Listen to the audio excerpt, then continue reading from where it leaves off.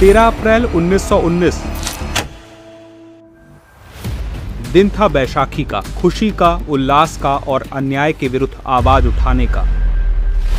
लेकिन यह दिन इतिहास में हमेशा के लिए अन्याय के एक निकृष्टतम अध्याय के रूप में बदल गया। इतिहास के पन्नों में एक काले दिन के रूप में दर्ज हो गया। फायर के आदेश के साथ शुरू हुए इस दिन ने न केवल भारत बल्कि मानवता के इतिहास को ही सदा के लिए बदल दिया।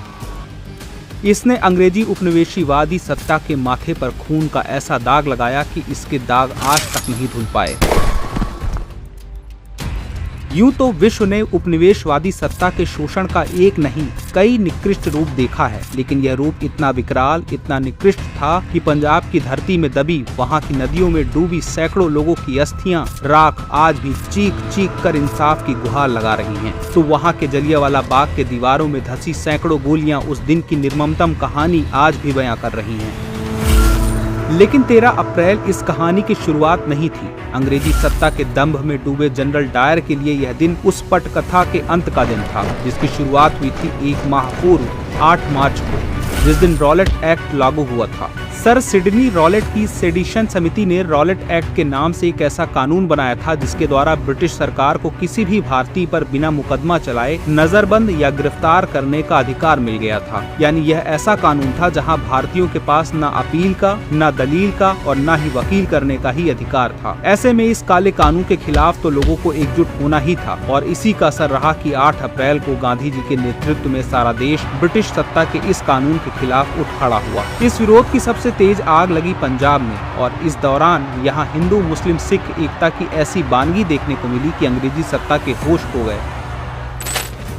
लेकिन पंजाब में विरोध का यह दावानल तब और दहक उठा जब 10 अप्रैल को अमृतसर के 2 बड़े सामाजिक नेता डॉक्टर सैफुद्दीन किचलू और डॉक्टर सत्यपाल को गिरफ्तार कर लिया गया। इसके विरोध में पंजाब में जगह जगह छिटपुट हिंसक वारदातें होने लगी। इसे देखते हुए सर माइकल ओ डायर ने 11 अप्रैल को लाहौर और अमृतसर में मार्शल शासन लागू कर दिया। लेकिन इस आदेश को अमृतसर तक पहुँचते पहुँचते समय लग गया। आदेश वहाँ 14 अप्रैल को पहुँचा, तब तक बहुत देर हो चुकी थी। इसके पहले की शाम 13 अप्रैल को कर्नल डायर के सैनिकों ने 4 से अधिक लोगों की सभा के खिलाफ चेतावनी देने के लिए शहर में मार्च किया, लेकिन यह घोषणा भी ज्यादातर लोगों तक नहीं पहुंच पाई और शाम 4 बजे तक हजारों की संख्या में लोग रॉलेट एक्ट का विरोध करने के लिए जलियांवाला बाग में एक सार्वजनिक बैठक के लिए एकत्र हो गए। यह बैठक एकदम शांतिपूर्ण और भीड़ निहत्थी थी, लेकिन डायर के सर पर तो जैसे खून सवार था। 1920 की हंटर कमीशन के अनुसार वह 25 गोरखा और 25 बलूचियों सैनिकों के साथ जो राइफल से लैस थे तथा इसके साथ ही 40 गोरखा सैनिक जिनके पास केवल खुखरी और 2 बख्तर बंद गाड़ियां भी थी के साथ बाग में दाखिल हुआ और हथियार बंद सैनिकों के साथ मार्ग को बंद कर दिया। उसने इस सभा को सरकारी आदेशों का उल्लंघन मानते हुए निहत्थी भीड़ पर गोलियों की बरसात करवा दी। इस निहत्थी भीड़ में बच्चे, औरतें, बूढ़े, जवान सभी थे, पर फिर भी उसे दया नहीं आई। फायर के आदेश के साथ सैनिकों ने भीड़ पर गोलियां दागनी शुरू कर दी। यह गोलियों की आवाज तभी थमी जब तक सारी गोली खत्म नहीं हो गई। अनुमान के अनुसार इस दौरान कुल 1650 राउंड फायरिंग हुई, यानी प्रति सैनिक 33 राउंड। उस वक्त बाग में करीब 10 से 12 हजार की भीड़ जमा थी।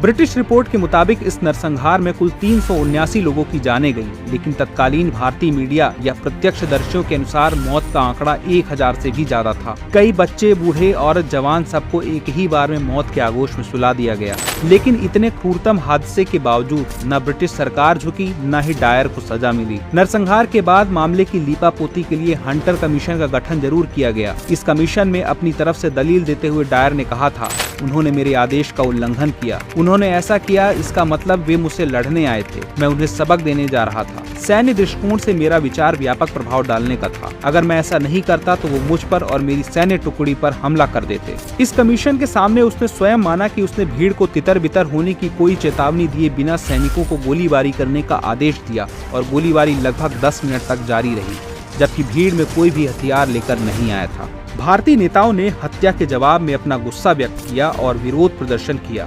नोबेल पुरस्कार विजेता कवि रविंद्रनाथ टैगोर ने अपनी नाइटहुड उपाधि छोड़ दी तो गांधी ने अपने पदक लौटा दिए। कांग्रेस द्वारा भी जांच आयोग का गठन किया गया।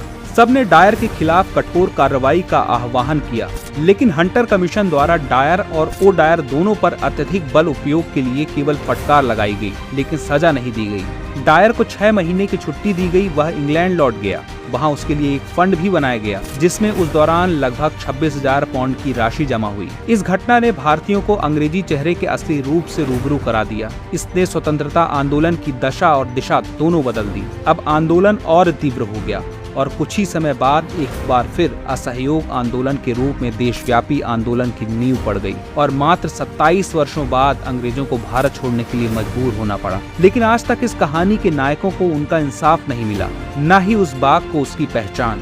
सुभद्रा कुमारी चौहान ने अपनी कविता में ठीक ही लिखा था, यहाँ कोकिला नहीं काग हैं शोर मचाते, काले काले कीट भ्रमर का भ्रम उपजाते, कलियां भी अध खिली मिली हैं कंटक कुल से, वे पौधे व पुष्प शुष्क हैं अथवा झुलसे, परिमलहीन पराग दाग सा बना पड़ा है, हाँ यह प्यारा बाग खून से सना पड़ा है।